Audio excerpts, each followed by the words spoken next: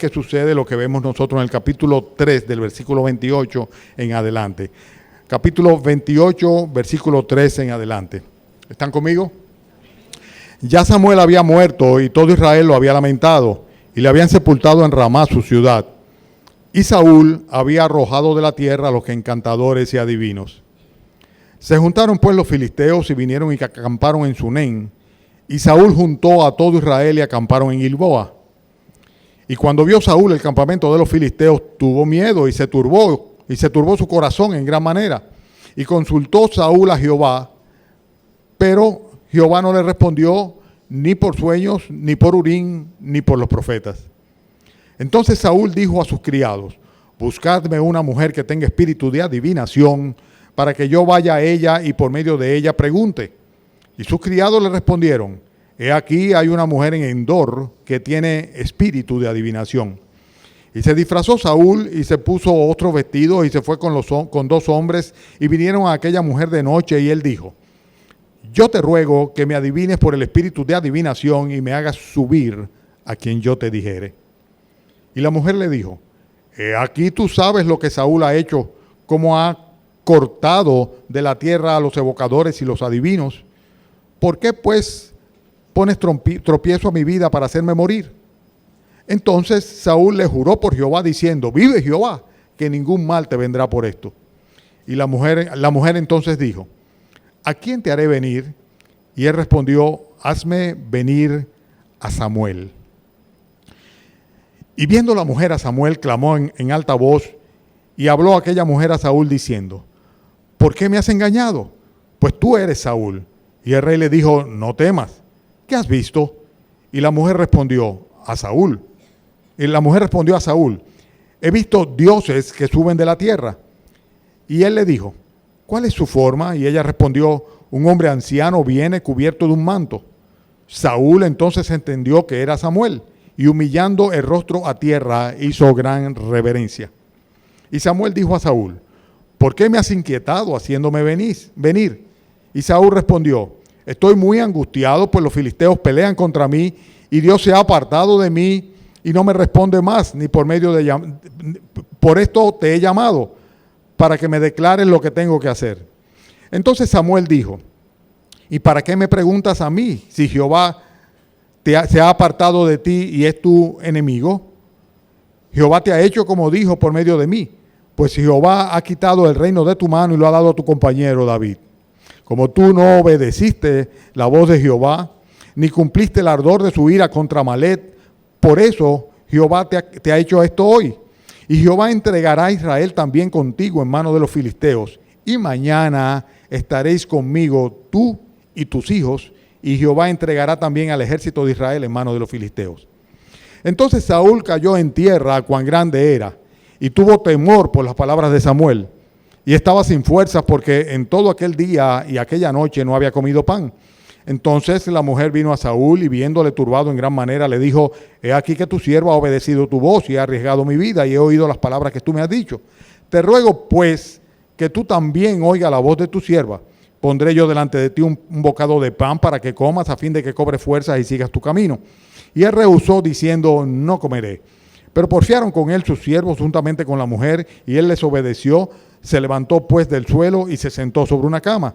Y aquella mujer tenía en su casa un ternero engordado, el cual mató luego y tomó harina y lo amasó y coció de ella panes sin levadura y lo trajo delante de Saúl y de sus siervos, y después de haber comido se levantaron y se fueron aquella noche. Saúl había estado persiguiendo a David como si David fuera su enemigo. Sin embargo, en más de una ocasión el propio David se lo confirma, que no tiene nada en contra de él, y de hecho, teniendo la oportunidad y siendo instigado por parte de su correligionario para que aniquilara de una vez por todas a Saúl y con esto eliminara a quien le adversaba como enemigo. Sin embargo, Saúl en 2 ocasiones dijo que su mano no iba a ir en contra de aquel que Dios había ungido como rey de Israel. Es interesante el hecho de que, sin embargo, Saúl, siendo enemigo de David, David nunca se consideró un enemigo de Saúl, todo lo contrario, se consideró siempre un siervo de Saúl. nunca se opuso a Saúl, nunca lo confrontó, nunca de ninguna manera trató de minar su autoridad, sino que por el contrario, se consideraba más que un siervo, inclusive un hijo de Saúl, y así se lo había manifestado en varias ocasiones. Dios había constituido, Dios era quien se había constituido en este caso enemigo de Saúl. Y esta es la parte del texto que más me impresionó a mí, que es el versículo 16, cuando dice que Samuel, ¿lo tienen conmigo? Samuel dijo, ¿y para qué me preguntas a mí si Jehová se ha apartado de ti y es tu enemigo?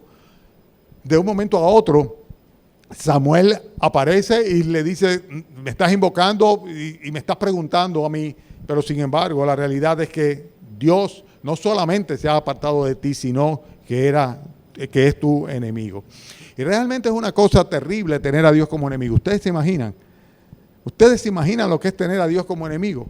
Sin embargo, es una realidad. La Biblia dice en Hebreos capítulo 10, versículo 28, que el que viola la ley de Moisés por el testimonio de 2 o 3 testigos muere irrevisiblemente.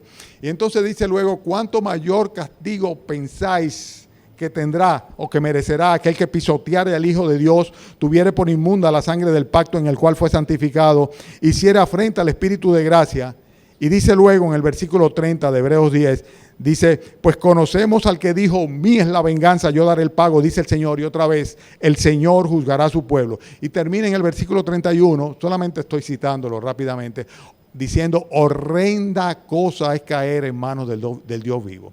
Tener a Dios como enemigo, caer en la mano de un Dios que te considera enemigo, dice, horrenda cosa es caer en manos del Dios vivo. Y está refiriéndose a aquellos que rechazan la gracia del Señor, que rechazan o menosprecian el sacrificio de nuestro Señor Jesucristo.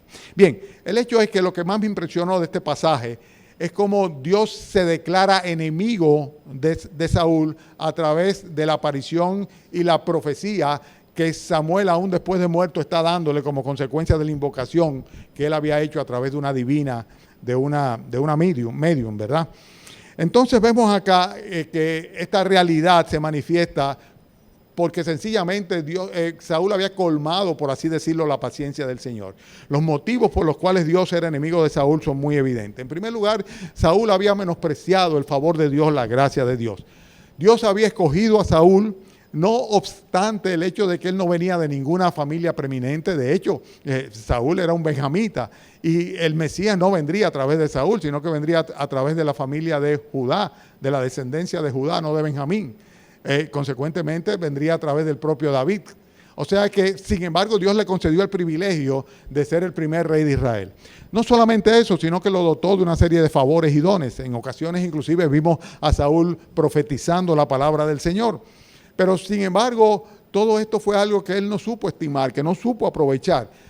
Dios lo eligió sin que lo mereciera, así como elige a cualquiera de nosotros pecadores para ser salvos y ser parte de su reino eterno sin que lo merezcamos. Y él, además de esto, tuvo favores particulares, dándole Dios una serie de capacidades o victorias que realmente por sí mismo no hubiera podido lograr nunca. Pero sin embargo, se había constituido en un verdadero líder para el pueblo de Israel y había ganado varias victorias en contra de los filisteos. Vemos que además de esto, Saúl fue un hombre profano, completamente profano. O sea, fue una persona que menospreció la gracia del Señor. De hecho, llegó a un punto tal en el cual para él lo que era espiritual lo confundía con lo material, al punto tal de que tergiversaba las cosas como la vemos en este pasaje. Llega un momento que él utiliza el nombre de Jehová para prometer a una divina de que no va a tener consecuencias. Y es una cosa completamente absurda porque Dios prohíbe la adivinación en todas sus manifestaciones. Pero este hombre, además de esto, había cometido el grave pecado de haber usurpado la función sacerdotal. Él se había, en un momento dado, ustedes se recordarán en el capítulo 13 del versículo 12, pues se había abrogado la autoridad para ofrecer sacrificio. Esa era una autoridad que le correspondía solamente al sacerdote. Y él no esperó que Samuel llegara, sino que se adelantó y para que la gente no se le fuera, ofreció un sacrificio él mismo y luego trató de justificarse. Para él lo espiritual era algo que sencillamente no tenía mayor significancia. Su problemática era temporal. Hace muchos años prediqué un mensaje que decía que Saúl, que tenía como título Saúl, una enciclopedia de la naturaleza humana, porque en él vemos nosotros como somos, cada uno de nosotros también. Y Es paradójico e interesante el hecho de que habiendo tenido tanta gracia y tanto favor de Dios, aún habiendo sido, por así decirlo, dirigido de Dios, tomado por Dios, por el Espíritu Santo, para profetizar su palabra en ocasiones, sin embargo, este hombre era un hombre que no sabía apreciar absolutamente los favores, la gracia, la misericordia, ni tampoco discernir claramente entre lo profano y lo santo. Y eso era una característica de él. También nosotros vemos que fue un hombre que fue desobediente, completamente desobediente. Él se negó cuando Dios le mandó, y era su deber como rey de Israel, Dios le mandó a aniquilar a los amalecitas. Los amalecitas fue el pueblo que se opuso a que la nación de Israel ocupara la tierra prometida. Y Dios lo estaba utilizando a él, ¿verdad? Como, por así decirlo, para aplicar justicia, juicio sobre los amalecitas. Dio instrucciones específicamente y él debía batallar y pelear contra los amalecitas y destruir todo, no sacar ningún rescate de ellos. Sin embargo, él tomó otra decisión. Él tomó la decisión de dejar vivos a algunos, de tomar también del botín de guerra y desobedeció. Y es interesante porque en ese capítulo, en el capítulo 15, versículo 23, Dios le dice a través del profeta Samuel, dice, porque como pecado de adivinación es la rebelión. Qué interesante. Dice, la misma consecuencia que un pecado de adivinación, el que vemos nosotros en el pasaje del capítulo 28 de hoy que está cometiendo, dice, así es rebelarse en contra de lo que Dios dice. Y como ídolos e idolatría es la obstinación. Por cuanto tú desechaste la palabra de Jehová, Él también te ha desechado para que no seas rey. Ya Dios había decidido desde ese mismo momento que Él no podía seguir siendo rey, porque Él, como rey de Israel, Él tenía que luchar, llevar a cabo las batallas de Jehová, pero sin embargo Él no lo hizo, y mucho menos lo hizo en la manera y cumpliendo las órdenes, las instrucciones de Dios. Consecuentemente, vemos que Dios se había constituido en enemigo de Saúl y habían razones de más. Menospreció la gracia de Dios, el favor de Dios, los privilegios que Dios le había dado, los favores de Dios. Menospreció de un todo las cosas espirituales, fue un tipo completamente profano y además un tipo desobediente. Era un desobediente y como rey no podía darse ese lujo, tenía que seguir las instrucciones del comandante en jefe, que en este caso era Jehová de los ejércitos.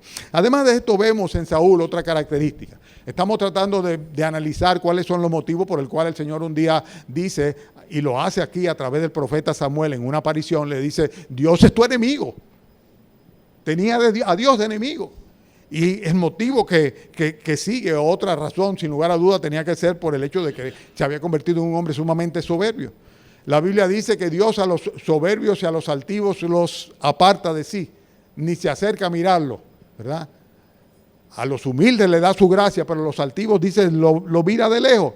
Y él se había ensoberbecido, sin lugar a duda, de ser un tipo tan tímido que lo tuvieron que ir a buscar detrás del bagaje para poder coronarlo o nombrarlo o ungirlo como profeta de Israel, como rey de Israel. Sin embargo, llegó un momento en el cual se creía que era el propio Dios, ¿verdad? Y llega un momento en el cual la soberbia se le había dado a un punto tan alto en el cual comenzó a celar a cualquiera que le hiciera competencia. Y es cuando comienza a manifestarse su rabia y su ira y su encono en contra de David, a raíz del hecho de que algunas doncellas decían que si bien Saúl había matado a sus miles, refiriéndose a los ejércitos enemigos, a los filisteos, David había matado a sus 10,000.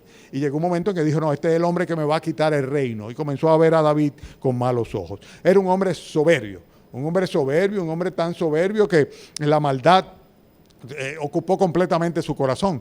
Él intentó matar a David, no obstante David era una bendición para él. David tocando su música y cantando sus salmos era quien aplacaba el espíritu malo, el demonio que lo ocupaba en ocasiones a Saúl. Pero a pesar de eso, 2 veces trató de clavarlo con una lanza. Y si no es porque David se mueve rápido, lo hubiera matado. Y no solamente a David, sino también lo hizo con su propio hijo, Jonatán. Cuando Jonatán fue su hijo y lo confrontó con la actitud que tenía en contra de David, ¿qué fue lo que hizo? Tratar de matar también a Jonatán. O sea, en 2 ocasiones, una vez por su insensatez, sencillamente porque puso soberbiamente una orden que nadie debía comer, y Jonatán cometió el grave pecado de probar un poco de miel en medio de una batalla, y posteriormente con la lanza también trató de matar a su propio hijo. O sea que este hombre era un hombre que se convirtió en un asesino que llegó inclusive a cometer el gravísimo pecado de asesinar a los sacerdotes de Dios. Ustedes recordarán que Saúl mandó a matar, ¿verdad? Y obligó a que matasen a los sacerdotes de Nob. Solamente uno solo se salvó porque escapó. Pero mató no solamente a los sacerdotes, sino a toda la familia de los sacerdotes. El pueblo de Nob fue completamente asolado y aniquilado todo el mundo, todos los habitantes de ahí, que era un pueblo de sacerdotes. O sea que prácticamente toda la descendencia de Elí murió en ese día y solamente Ahimelech sobrevivió, que ahora estaba reunido junto con David. O sea que estamos viendo un hombre que menospreció la gracia del Señor, que fue un profano, que consecuentemente no supo en absoluto distinguir entre lo santo y lo profano, entre lo que era de Dios y lo que no era de Dios, que fue un hombre desobediente a lo que Dios había establecido, un hombre soberbio, un hombre lleno de maldad que llegó al asesinato, y además de todo esto un gran hipócrita. Un gran hipócrita. Ya en más de dos ocasiones. Al principio lo hizo cuando el propio Jonatán trató de hacerle ver la verdad, ¿verdad? Y decir, sí, ciertamente David no me ha hecho nada a mí. Pero ahora en dos ocasiones, cuando David le libra la vida y él pasa por el susto de ver que es un sobreviviente, ¿verdad? Porque David no lo aniquila teniendo la oportunidad de eliminarlo, pues las dos veces hace promesas. Le dice, hijo mío, David, tú eres más bueno que yo, tú me has salvado la vida, etcétera, etcétera, y hace promesa de que no va a volver más a perseguir a David. Sin embargo, todo era un falso arrepentimiento. La semana pasada estábamos predicando sobre eso, sobre el falso arrepentimiento. Muchas veces las personas caen en esa hipocresía. O sea, delante de Dios, bajo determinadas circunstancias, pues profesan arrepentirse de sus pecados, pero luego vuelven y recaen en lo mismo. Y si recaen en lo mismo, significa que no fue un arrepentimiento según Dios. El arrepentimiento que es según Dios, dice la Biblia, es un arrepentimiento del cual no hay que arrepentirse. Nunca uno se arrepiente de haberse arrepentido, ¿verdad?, delante del Señor cuando es guiado por Dios.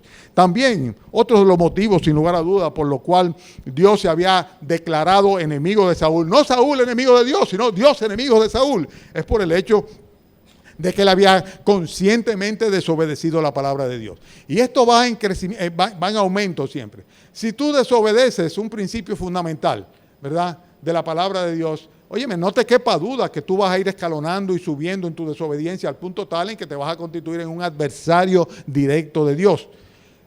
Yo siempre pongo como ejemplo aquella persona que profesa creer en el Señor Jesucristo, profesa haberse convertido al Señor Jesucristo, pero no quiere obedecer un principio básico de bautizarse. La Biblia dice que todo aquel que creyera en el Señor Jesucristo, recibiendo el Evangelio, ¿verdad?, debía, ¿qué?, pues bautizarse en el nombre del Padre, del Hijo y del Espíritu Santo. Y cuando una persona dice que es creyente y que ha recibido a Jesucristo en su corazón, pues debe dar ese testimonio público. ¿Por qué? Porque Dios lo manda, porque Dios lo dice así. Cuando yo veo una persona que se resiste a obedecer el mandamiento del bautismo, o luego que sencillamente tiene reticencia para participar en la Santa Cena, yo digo, hay algo raro, esa persona no debe ser un creyente verdadero. Y no lo digo por especulación, porque yo no soy, sino por lo que se evidencia hacia afuera. La desobediencia consciente de la palabra de Dios es algo que va incrementándose en una persona. Y en el versículo 9 de este texto que nosotros tenemos acá, vemos que la propia adivina, cuando Saúl va donde la adivina, le dice, he aquí tú sabes lo que Saúl ha hecho y cómo ha cortado de la tierra a los evocadores y los adivinos. Qué interesante. Saúl va disfrazado donde la adivina. Y la adivina no sabe que es Saúl. Pero cuando le dice, tráeme, búscame, haz que se me aparezca quien yo te diga, él dice, hey, es un gancho lo que tú me estás diciendo. El propio Saúl, cumpliendo los mandatos bíblicos con anterioridad, pues sencillamente en su autoridad había perseguido y aniquilado a todos los adivinos. Y esta mujer que creía tener un espíritu, o que tenía ese espíritu demoníaco de adivinación, pues esta mujer estaba calladita, escondidita, pero hubo alguien que le avisó a Saúl del hecho de que ella estaba allá. Entonces fíjense que ahí es cuando ella le dice a Saúl, ¿por qué pues pones tropiezo a mi vida? Versículo 9, para hacerme morir. Entonces Saúl le juró por Jehová, vive Jehová, que ningún mal te vendrá por esto. Y entonces la mujer le pregunta, ¿a quién te haré venir? Y él dice, hazme venir a Samuel. Samuel era el profeta de Dios, pero ya Samuel había muerto. Y las opciones que tenía Saúl era o directamente pedirle al Señor dirección o sencillamente utilizar al sacerdote con el Urín y el Tumín. O que Dios le concediera alguna visión en particular, sea durmiendo mediante un sueño en una visión despierta, para saber cuál era la voluntad de Dios en cuanto a o el destino que Dios tenía en cuanto a esta batalla que se habría de librar en contra de los adversarios, los filisteos. Los 5 pueblos, las 5 naciones filisteas se habían reunido para ir en contra de Israel, y en este momento Saúl estaba temblando cuando vio que iba a tener que pelear con ellos en un campo de batalla plano, ¿verdad? Los filisteos con grandes carros que tenían, una gran multiplicidad de carros, y de un momento a otro Saúl pues tuvo temor de esto. Y por esto fue precisamente a buscar el consejo de Samuel, pero a través de una pitonisa, una medium o como se dice, una divina, una maga o una hechicera, como querramos llamarle. Bien, es interesante que Saúl se había constituido, quiero enfatizar esto, que Saúl no era quien se había constituido en enemigo de Dios, ¿verdad? Enemigo de Dios somos todos por causa del pecado. Pero en este caso es Dios quien declara su enemistad en contra de Saúl. Y esto es triste, realmente triste. Los pecados son comunes a todos los hombres, pero cuando una persona desecha a Dios en la manera que lo desechó Saúl, no le queda otra cosa que sencillamente el juicio de Dios sobre él. Hebreos 12:25 dice: mirad que no desechéis al que habla, porque si no escaparon aquellos que desecharon al que los amonestaba en la tierra, refiriéndose a Moisés, cuando estaba amonestando a la nación de Israel. Dice, mucho menos nosotros, hablando de la iglesia, de los creyentes, si desechásemos al que amonesta desde los cielos. Ahora bien, por así decirlo, el pecado que colmó la gota de la paciencia de Dios en cuanto a Saúl fue ¿cuál? El pecado de ir donde una divina, de la adivinación. Pero ya desde antes de eso, ya Dios se había declarado enemigo de Saúl. Y nosotros vemos aquí en los versículos que van del 6 al 8 en qué consistió ese pecado. Cuando él dijo, búsqueme una mujer que tenga espíritu de adivinación para que yo vaya por medio de ella y le pregunte. Y cuando él va donde ella le dice, yo te ruego que me adivines, versículo 8 al final, por el espíritu de adivinación y me hagas subir a quien yo te dijere. Él quería que el espíritu del muerto se apareciera para él consultar con el muerto. ¿En qué consiste este pecado? Este pecado consiste en lo que conocemos normalmente como el espiritismo, ¿verdad? Y el espiritismo no es otra cosa que una doctrina o una práctica que sostiene que es posible establecer un contacto con las personas que están muertas a través de un medium, o sea, un instrumento humano que pueda ponerse en contacto con ellos. Un medium es una persona que se atribuye esas facultades, las facultades que son paranormales, que le permiten actuar como una mediadora o un mediador en fenómenos que son parapsicológicos. Y en este caso estamos hablando de comunicación con los espíritus. O sea que todo esto de parapsicología precisamente lo que trata es de meterse en el mundo que va más allá del mundo temporal, del mundo palpable, y entrarse en el área espiritual o de los espíritus. Ahora, esta era una práctica que estaba completamente prohibida por Dios. En el Antiguo Testamento Dios condena la práctica del espiritismo o de la necromancia, en este caso que es la consulta para con los muertos. En Éxodo capítulo 22, versículo 18, dice literalmente lo siguiente: a la hechicera no dejarás que viva. Y fue una instrucción que Dios dio a través de Moisés. Aniquilen, maten a la que sea hechicera.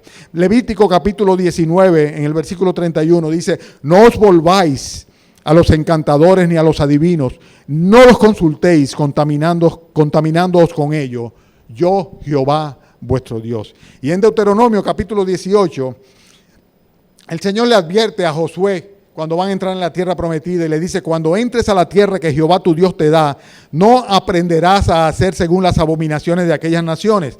No sea hallado en ti quien haga pasar a su hijo o su hija por fuego, ni quien practique la adivinación, ni agorero, ni sortilegio, ni hechicero, ni encantador, ni adivino, ni mago, ni quien consulte a los muertos. Deuteronomio 18, versículo 11. Porque es abominación para con Jehová cualquiera que hace estas cosas. Y por estas abominaciones, Jehová tu Dios echa a estas naciones delante de ti. Dios le da instrucciones y le dice, cuidado, que no aparezcan ahí adivinos, agoreros, sortilegios, hechiceros, encantadores, magos, ni nadie que lleve a cabo la consulta a los muertos, la necromancia. Dice, porque precisamente por eso yo estoy aniquilando esta nación y las estoy echando de delante de ti. Dios habría de utilizar a la nación de Israel penetrando en la tierra prometida que estaba ocupada por los paganos para hacer juicio sobre esas naciones paganas y aniquilarlos completamente. Ahora, ¿qué pasa? Que nosotros vemos todo esto en perspectiva y decimos, bueno, eso fue algo que sucedió entonces. Hace unos años, ya bastante años, hubo un libro que fue leído por prácticamente todo el pueblo de Dios que se titulaba Satanás vivo y activo en el planeta Tierra, de Hal Lindsey, ¿verdad? Y hablaba hace 30 años de esto, o seguramente más, hablaba de las manifestaciones que entonces había, las manifestaciones satánicas alrededor del mundo. Pero con el tiempo, aquellas cosas que nos impresionaban cuando leíamos aquel libro y nos enterábamos de aquella noticia, se han hecho cotidianas. O sea, las manifestaciones satánicas, diabólicas, se han hecho cotidianas absolutamente. El hecho de que las personas tengan prácticas ocultistas es algo que sencillamente se ve a través de los medios de comunicación. Específicamente, si hablamos de España, en España es increíble la cantidad de medium y la cantidad de pitonisas y de personas que están a través de la propia televisión teniendo programas de adivinación y programas de sortilegio y programas en la cual pronostican los eventos que habrán de venir y las personas les consultan. Es algo que está sucediendo constantemente. Pero eso fue algo que fue gradualmente el diablo metiéndolo en la psiquis de las personas. Por ejemplo, ustedes se recuerdan de aquella, ustedes no, la mayoría no, pero algunos de los viejitos que estamos acá nos acordamos de aquella serie de televisión que era preciosa, la Embrujada, Bewitched, ¿verdad? Que era una bruja joven casada con su marido que se llamaba, creo que Samantha se llamaba ¿Y cómo se llamaba la mamá de Samantha? ¿Alguien se acuerda? Endora, ¿verdad? ¿Quién dijo Endora? Endora, ¿verdad? Es interesante, ¿eh? Endora. ¿Y esta bruja es de dónde? De Endor precisamente. Fíjense cómo de una manera muy sutil. Y entonces era agradabilísimo ver los efectos de como ver su nariz podía lograr esta bruja y hacía de algo que realmente es diabólico, algo familiar a nosotros. Pero tenemos tantas cosas. Hubo una época que se puso de moda en el país y eso lo puedes tú comprar en cualquier lugar donde haya juegos, ¿no? Una ouija, ¿no? Y la ouija es una tabla mediante la cual pues se juntan una serie de personas e invocan, ¿verdad?, a los espíritus, entre comillas, ¿verdad?, para entonces recibir respuesta. Y no hace mucho tiempo, tal vez 1 año, 2 años, había una actividad, un juego dentro de la adolescencia aquí que también invocaba espíritus y llegaban a haber posesiones y se vieron algunos casos bien tristes, bien serios. Pero quiero enfatizar, porque esto va creciendo, inclusive en la República Dominicana, de una manera increíble, el asunto del Halloween, ¿verdad? El Halloween, que es algo que no es de nuestra cultura absolutamente, que viene de los Estados Unidos, importado de los Estados Unidos específicamente para nosotros, ¿verdad? Y que cada año tiene mucho mayor adeptos. De hecho, en Estados Unidos la celebración de Halloween es muchísimo mayor que la de Navidad, la Christmas, ¿verdad? Pero muchísimo mayor. Y estoy hablando en términos económicos. No recuerdo la cifra ahora mismo, pero estuve leyendo sobre esto, pero la inversión que se hace para la fiesta de Halloween es muchísimo mayor que la que se hace para la fiesta de Navidad. Estamos hablando a través de las ventas en los comercios. Las ventas en los comercios para fines de la celebración del Halloween. ¿Qué es el Halloween? El Halloween o Noche de Brujas, ¿verdad? Es algo que es la víspera a la Noche de los Difuntos o del Día de los Difuntos, y es una celebración moderna que resulta de un sincretismo entre fiestas cristianas y fiestas que vienen de los celtas, de los druidas.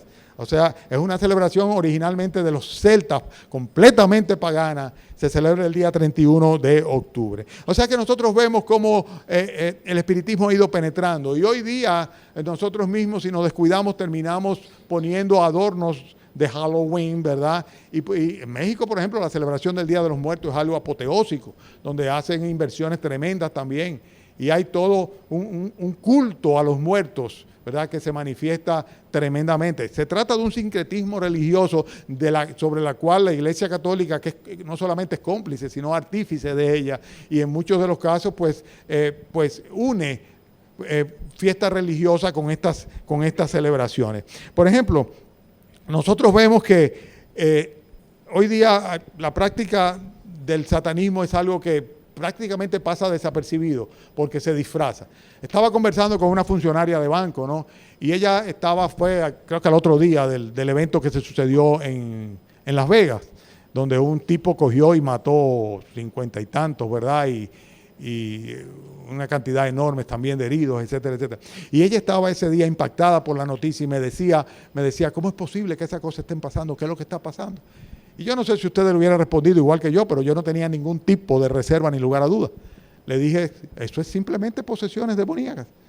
O sea, el Señor, el demonio, pues sencillamente está haciendo estragos y ocupa la mente de las personas. Y eso es algo que sencillamente está acompañado con todo este movimiento yihadista, asesino que nosotros estamos viendo a lo largo de todo el planeta. O sea, el matar, la manifestación del asesinato es algo que sencillamente es, por así decirlo, un propósito del diablo. ¿Qué dijo el Señor Jesucristo cuando le decía a los fariseos, vosotros sois hijos de vuestro padre el diablo porque los deseos de vuestro padre queréis hacer? Él ha sido homicida desde el principio. O sea, Satanás lo que quiere es que los hombres mueran y que se pierdan para siempre. Ese hombre, ese día, mandó posiblemente una gran cantidad de personas al infierno directamente de los que estaban en ese concierto de rock. ¿Y quién estaba detrás de él? Pues sin lugar a duda, el diablo. Nadie concibe. Sus familiares, según lo que dice la televisión, dicen sus amigos, sus vecinos, dicen es inconcebible, ¿qué le pasó? Pero claro que sí, así es como actúa Satanás. Pero hoy día yo digo que va mucho más allá. Hace unos 3 años aproximadamente el programa de Nuria Piera estuvo dando información sobre las manifestaciones del satanismo en la República Dominicana y cómo, no recuerdo en cuál provincia del interior del país, había una iglesia satánica establecida, ¿verdad? El satanismo, la adoración a Satanás es algo que está sucediendo a lo largo de todo el mundo. El diablo está vivo y activo, sin lugar a dudas.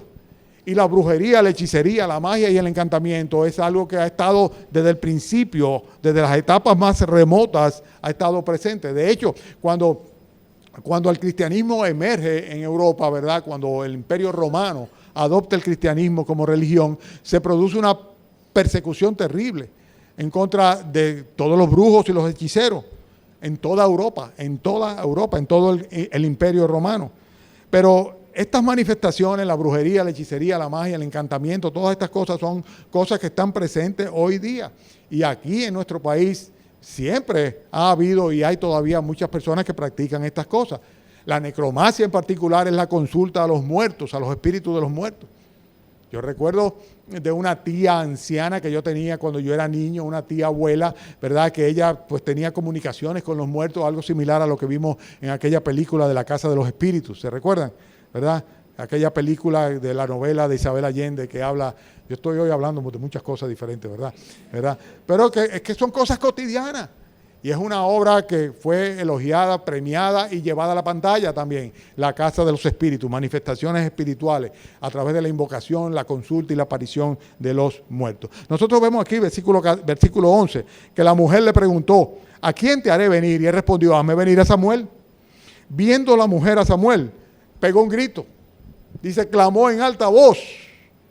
Y habló aquella mujer a Saúl diciendo, ¿por qué me has engañado? La propia mujer, ¿verdad?, se espantó de que en esta ocasión no era ningún truco, ni mucho menos le había salido de verdad un espíritu. La pitonisa se espantó, la medium se espantó cuando vio que realmente habían venido. ¿Y qué es lo que tú ves? Dice, yo veo como si fueran dioses que salen de la tierra. Espíritus.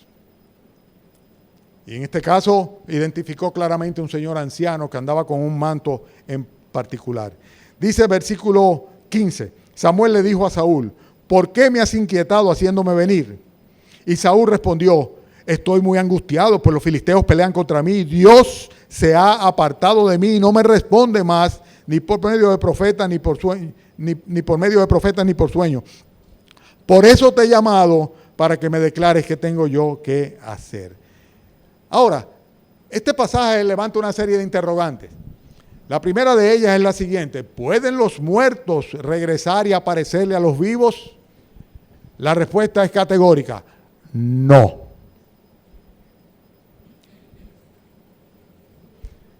La Escritura dice, Hebreos capítulo 9, versículo 27, que está establecido que mueran los hombres una sola vez y después de esto deben presentarse al juicio delante de Dios. O sea que el que muere no regresa y no vuelve y no va. Eso no sucede. Eso no sucede absolutamente. Entonces, la segunda pregunta es, en este caso en particular, ¿fue Samuel quien se le apareció a la divina de Endor o fue otra persona? ¿Quién fue que le habló a Saúl? ¿Fue Samuel? La respuesta es categórica también. Sí. Los muertos, ¿verdad?, no se pueden comunicar con los vivos. Pero Samuel, que había muerto, se comunicó con Saúl. ¿Le sorprende? No me sorprende. A mí no me sorprende. No hay nada que Dios no pueda hacer. Dios es soberano absolutamente. Ustedes se recuerdan en el Monte de la Transfiguración, ¿verdad? En el Monte de la Transfiguración se aparecieron Moisés y Elías. ¿Verdad? Moisés y Elías se aparecieron junto con el Señor Jesucristo. Se transfiguraron ahí. Dios puede hacerlo. Si Dios quiere hacerlo, puede hacerlo. Y este hombre, este profeta, vino con un mensaje de juicio, un mensaje de parte de Dios, ciertamente. Pero esto no se constituye de ninguna manera en una regla, en una norma, ni en algo que está aprobado por las Escrituras, sino todo lo contrario, está condenado. Está condenado para que lo practica y está completamente desechado como una alternativa. Recuérdense el pasaje de Lucas capítulo 16. Cuando aquel rico en tormento decía, Padre Abraham, manda a alguien que vaya donde mi familia para que les hable de este sitio, para que no vengan a este lugar de tormento. ¿Y qué le dijo Abraham? Dijo, ellos tienen la palabra de Dios, tienen a Moisés, tienen a los profetas. Si no le hacen caso a la palabra de Dios, dice, ni aun cuando se levantase o fuese alguien de entre los muertos. O sea, ni aun pudiera ser posible esto. De hecho, hay una gran cima entre los que están en condenación y los que están en la presencia del Señor. Y nadie puede pasar de aquí para allá, ni de allá para allá, ni allá para acá, mucho menos regresar al mundo de los vivos. Las apariciones que ustedes ven de vírgenes en diferentes partes del mundo, en diferentes épocas, de santos, de ángeles que se le aparecen a personas, de Jesucristo mismo que se le aparecen a otras personas, son una realidad. De extraterrestres, si quieren incluirlo en el paquete, son una realidad. Sí, cómo no. Los demonios son muy reales. Los demonios son muy reales. En otras palabras, son demonios. El muerto, muerto está y nada sabe. Son demonios, ¿verdad?, que aquellas personas que practican el espiritismo se le manifiestan con sus propósitos malvados, demoníacos completamente, con el propósito precisamente de tenerlos cautivos, alejados, azorados y apartados de la verdad, a fin de que no se salven, no se arrepientan. Hay muchas manifestaciones que son comunes en nuestro país. El apóstol Pablo, en 2 Corintios capítulo 11, advierte de aquellos que dicen que tienen esas facultades y aquellos que inclusive son capaces de llamarse ministros del Señor Jesucristo con poderes sobrenaturales.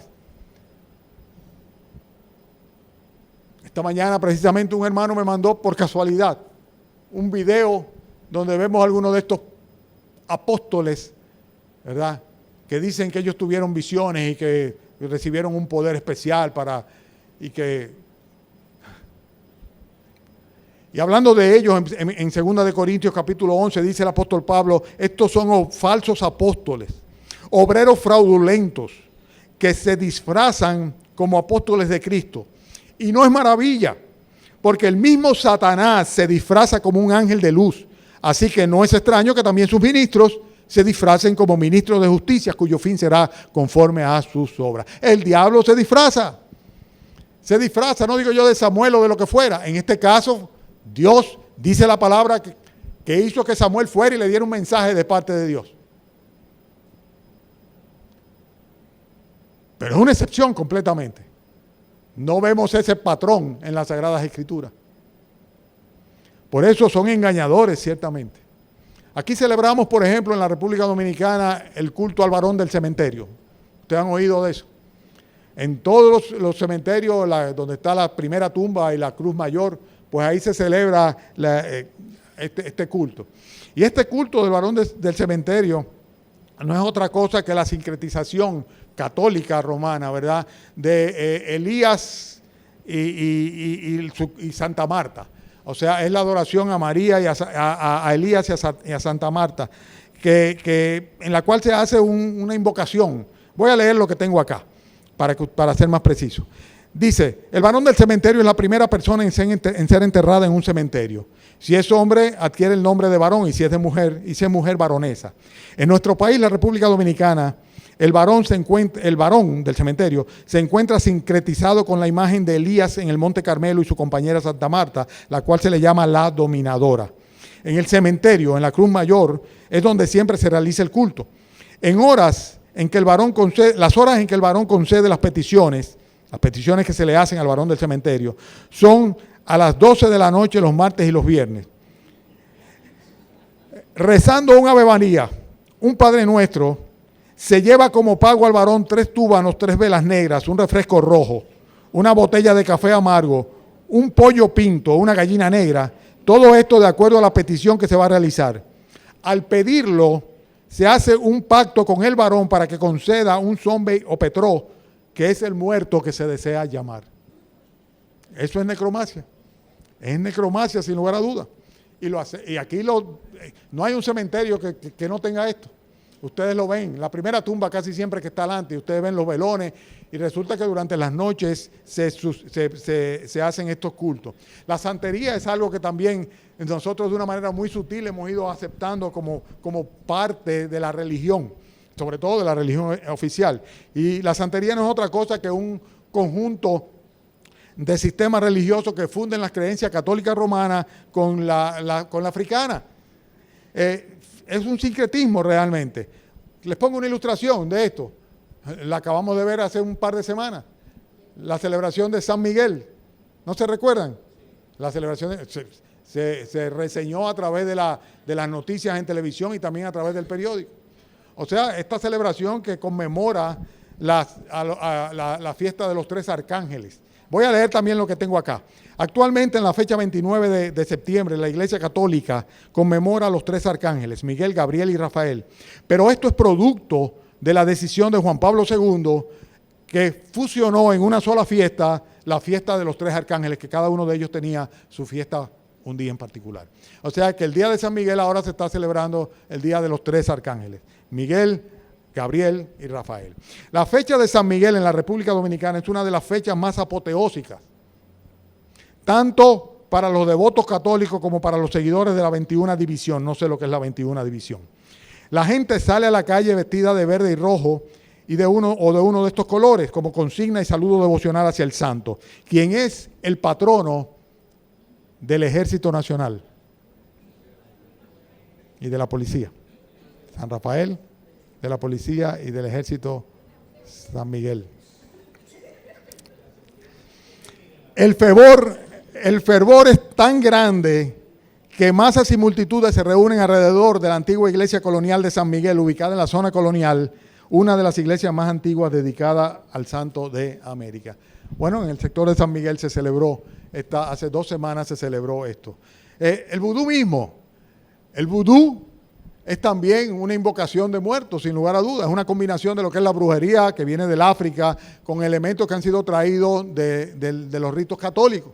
No voy a entrar en muchos detalles en cuanto al vudú, pero aquí tenemos algunos hermanos de Haití que son creyentes convertidos en nuestro Señor Jesucristo y que saben cómo azota la práctica del vudú en esta nación. Y ya en nuestro país, sin lugar a dudas, también tenemos una una práctica del vudú. O sea, todas estas son manifestaciones del espiritismo, del ocultismo completamente. El fetichismo, que no es otra cosa que la adoración o la devoción hacia objetos materiales, es una práctica religiosa que también viene de un sincretismo con la religión católica. El catolicismo es terriblemente responsable de todas estas prácticas diabólicas completamente.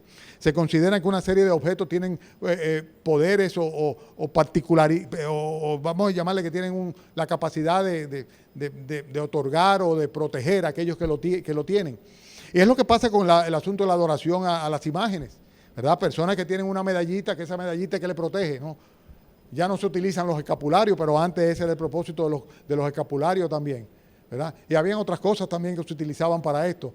O sea, que eran eran elementos que se utilizaban para proteger del mal ojo y de otra serie de cosas así. El hecho es que esta práctica de adorar a las imágenes y de adorar a las estatuas y de ir a Higüey y de ir al Santo Cerro, etcétera, etcétera, a donde imágenes específicas que tienen poderes específicos a los cuales tú le oras y te conceden peticiones específicas, no es otra cosa que fetichismo. Son cosas que están sucediéndose constantemente en nuestro país. ¿Qué dice el apóstol Pablo a los corintios en cuanto a las prácticas que tenían cuando ellos volvían de nuevo y se involucraban en las cosas de la idolatría? Decía, un ídolo es algo, dice, ¿qué digo? Pues, que un ídolo es algo que el que sacrifica a los ídolos, o que sea algo lo que se sacrifica a los ídolos. Me gusta esta expresión, porque dice, antes digo que los gentiles sacrifican, a los demonios sacrifican y no a Dios. Y dice, no quiero que os hagáis copartícipe de los demonios. Cuando una persona se hace parte de uno de estos rituales católicos, ¿verdad? Sin lugar a duda que está inconscientemente tal vez, o tal vez conscientemente, adorando a los demonios. A través de la idolatría y a través de las prácticas sincretistas. A veces es muy evidente, como en el caso del vudú. A veces muy sutil, como el caso de una santa misa, que no es otra cosa que la celebración del sacrificio, la repetición del sacrificio, entre comillas, en forma incruenta que se celebró en la cruz del Calvario. Es un sacrificio. Es un sacrificio. La Biblia dice que Cristo ofreció un solo y único sacrificio una vez y para siempre, y con esto quitó de en medio el pecado. Solamente tenemos que acudir a Jesucristo para ser perdonados. Ya Él se sacrificó, ya Él ofreció su sangre para redimirnos a nosotros. Hay otras prácticas que son cotidianas en el espiritismo y en el ocultismo. Estoy mencionando estas cosas porque, sin lugar a duda, que esto fue lo que colmó la paciencia de Dios. Lo vamos a ver que la misma Escritura lo dice en Crónicas, que esto fue lo que colmó la paciencia de Dios y Dios se declaró enemigo completamente de Saúl. Y otras de esas son la astrología. Los horóscopos están en todos los periódicos. Y paradójicamente, si están en todos los periódicos, ¿ustedes creen que es por qué? Porque la gente lo lee y lo consulta y lo ve y lo cree. La numerología también. Cosas que parecen inocuas como el yoga o las prácticas esotéricas, el rosacrucismo, el hermetismo. Todas estas son doctrinas hinduistas, ¿verdad?, que son en su esencia diabólica completamente. Es una práctica del ocultismo y todas estas personas que practican el ocultismo lo que tienen es a Satanás y a los demonios como fuente de información. Si alguna información reciben, no la reciben de parte de Dios ni de los muertos tampoco, sino de demonios. Dios solamente habla a través de su palabra, de la Biblia. Dios habla a través de la Biblia. Y si alguna persona toma la Biblia y expone la Biblia, pues hablará a través de la Biblia de nuevo. Porque si esa persona habla de sus propios pensamientos, pues no será Dios que esté hablando a través de él. Dios se manifiesta a través de la presencia de su Santo Espíritu que aplica la palabra de Dios en nosotros. Hermanos, no podemos dejarnos engañar ni tener paños tibios con estas verdades. Cuando en Gálatas el apóstol Pablo hace referencia a esto, dice, manifiestas son las obras de la carne, y da un listado de ellas, cuando habla de adulterio, fornicación, inmundicia y lascivia. Y luego dice, idolatría, hechicería, y sigue hablando de otras cosas, diciendo, los que practican tales cosas no heredarán el reino de Dios. No heredarán el reino de Dios. Dios rescata a aquellos que se arrepienten y se convierten al Señor Jesucristo. Si tú has tenido algún tipo de contacto, algún tipo de práctica de estas cosas, pues solamente tienes una posibilidad, y es acudir a los pies del Señor Jesucristo, pedir perdón por tu pecado, ¿verdad? Y acogerte a su gracia. Porque eso es precisamente lo que Dios quiere. La Escritura dice que Dios quiere que nosotros abramos nuestros ojos para que nos convirtamos de las tinieblas a la luz, de la potestad de Satanás a Dios, y para recibir por la fe que es en nuestro Señor Jesucristo el perdón de pecados y la herencia entre los santos, entre los santificados. Esa es la voluntad de Dios. Hechos capítulo 26, versículo 18. Ahora bien, ya estoy por concluir, no me voy a dilatar mucho. Pero quería poner estos énfasis, porque a veces hay personas que dicen, pero mira, a Saúl se le apareció Samuel. Claro que se pueden invocar los muertos. Cuidado, porque son demonios. Pero que yo tuve una visión. Cuidado, porque son demonios. Pero que un ángel se me apareció. Cuidado, porque son demonios. No, pero yo de todo corazón se lo llevé a Dios. Cuidado, porque has estado honrando y ofreciéndole a los demonios, aunque estén detrás de una estampita o de una estatua o de un ídolo. Las consecuencias de tener a Dios como enemigo. Con esto concluyo. Dice versículo 5, cuando vio Saúl el campamento de los filisteos, tuvo miedo, se turbó su corazón en gran manera, consultó a Jehová. ¿Pero qué dice? Pero Jehová no le respondió ni por sueños, ni por Urim, ni por los profetas. La primera cosa es que Dios corta la comunicación con esa persona. Dios no habla con sus enemigos. O sea, Dios no entra en comunión y en conversación con ellos. Isaías 55 dice, buscad a Jehová mientras pueda ser hallado y llamadle en tanto que esté cercano.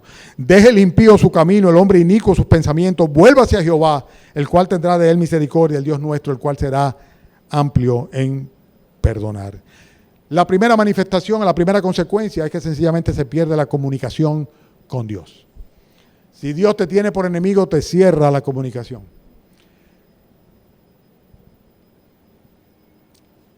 Hay un tiempo para todo. Dios tiene un tiempo. Él es misericordioso y clemente. Él no quiere que ninguno se pierda, sino que todos procedan al arrepentimiento. Pero,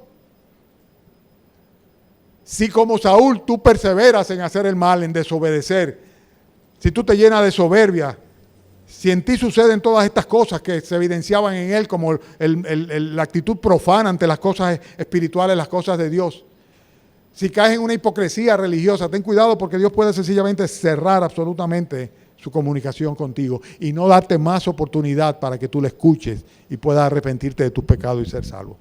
En segundo lugar, Dios le retira sus privilegios.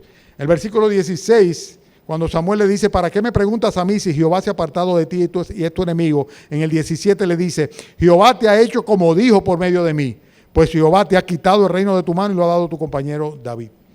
Cuando una persona es enemiga de Dios, Dios le quita sus privilegios, su gracia, su favor, su misericordia se aparta de él. Vino como consecuencia sobre Saúl la muerte de él. Y la muerte de él acompañada de la muerte de sus hijos, y no solamente eso, sino la derrota de la nación de Israel, que hasta entonces había estado victoriosa.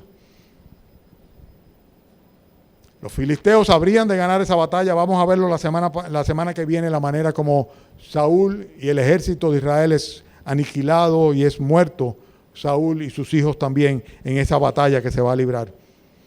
Y además de todo esto, lo sabemos por lo que la Escritura dice que Saúl se perdió para siempre. Se perdió para siempre, simplemente.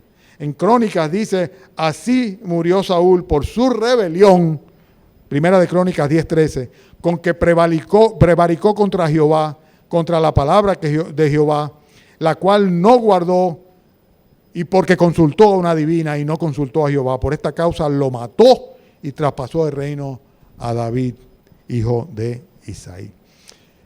Es lo mismo que dice Apocalipsis capítulo 21, versículo 8, cuando dice los cobardes, los incrédulos, los abominables, los homicidas, los fornicarios, los hechiceros, los idólatras y todos los mentirosos tendrán su parte en el lago que arde con fuego y azufre, que es la muerte segunda. Saúl se perdió para siempre. ¿Por qué? Porque sencillamente llegó un momento en el cual, en vez de tener el favor de Dios, Dios lo declaró su enemigo. Y Dios se enemistó él con Saúl. ¿Es Dios enemigo de alguno aquí?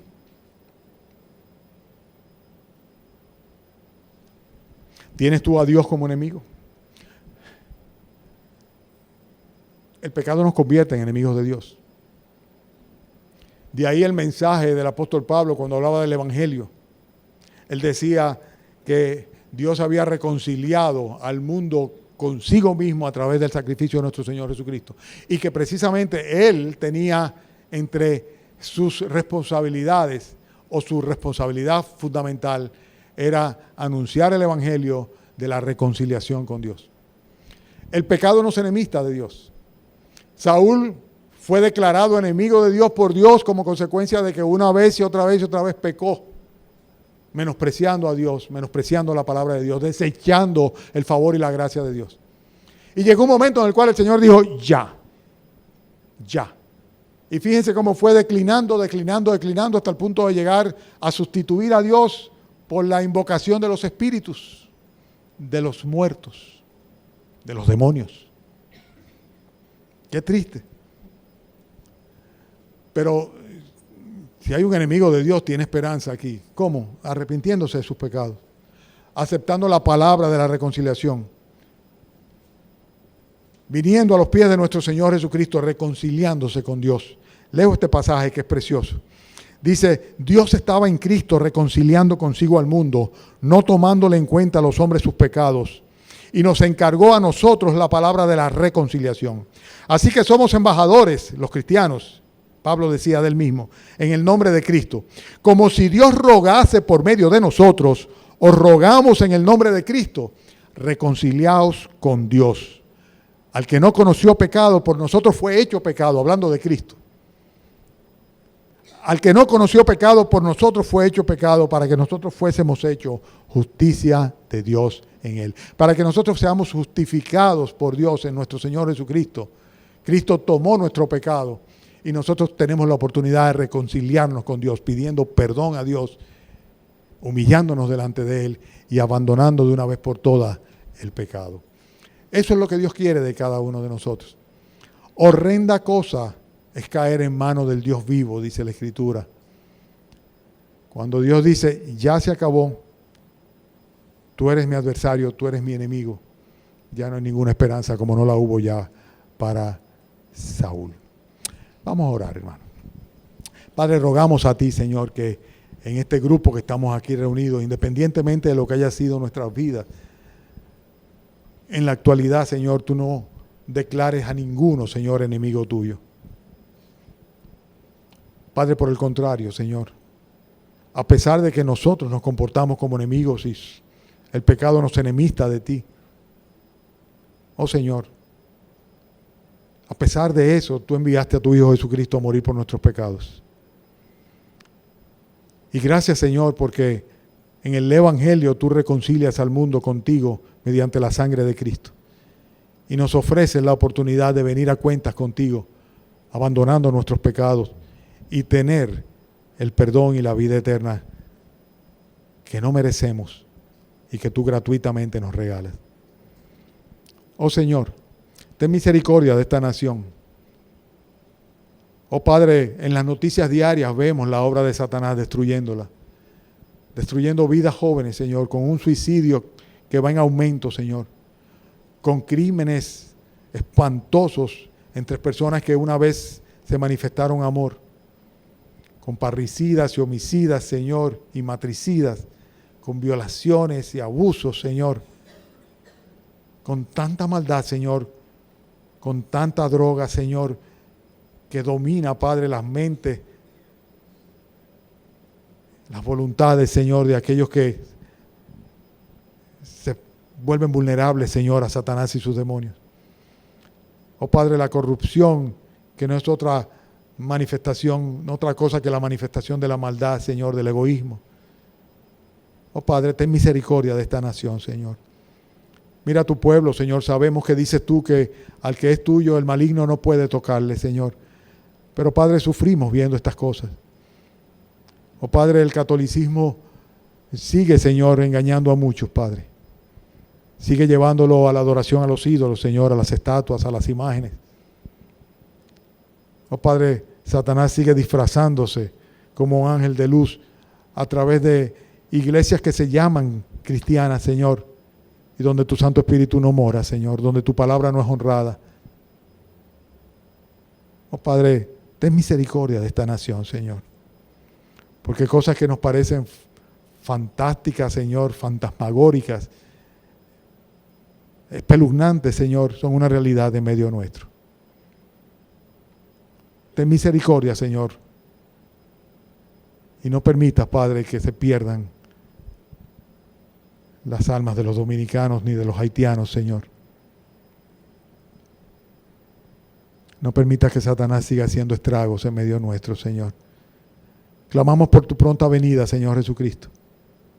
Y te pedimos, Señor, que nos bendigas y nos despidas ahora a nuestros hogares. En el nombre de Cristo Jesús. Amén.